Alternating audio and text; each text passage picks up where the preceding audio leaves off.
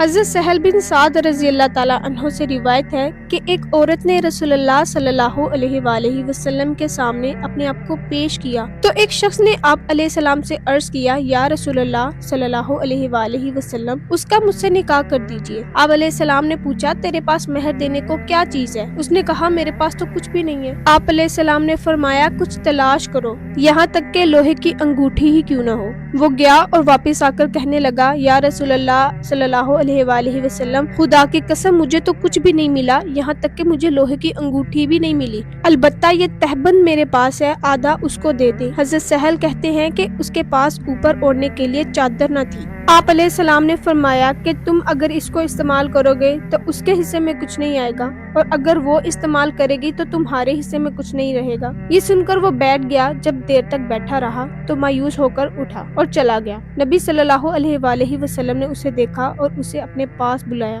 اور پوچھا، تجھے قرآن کی کون کون سی صورتیں یاد ہیں؟ اس نے چند صورتوں کے نام لے کر کہا کہ مجھے فلاں فلاں صورت یاد ہے۔ نبی صلی اللہ علیہ وآلہ وسلم نے فرمایا، ہم نے ان صورتوں کی تعلیم کے عوض یہ عورت تیرے نکاح میں دے دی ہے۔ اس کا مطلب یہ ہے کہ اگر کسی بندے کو قرآن آتا ہے یا قرآن کی کچھ صورتیں آتی ہیں تو وہ اس کو ایز اے حق مہر یوز کر سکتا ہے اور کسی عورت سے نکاح کر سکتا ہے۔ یہ اسلام میں جائز ہے۔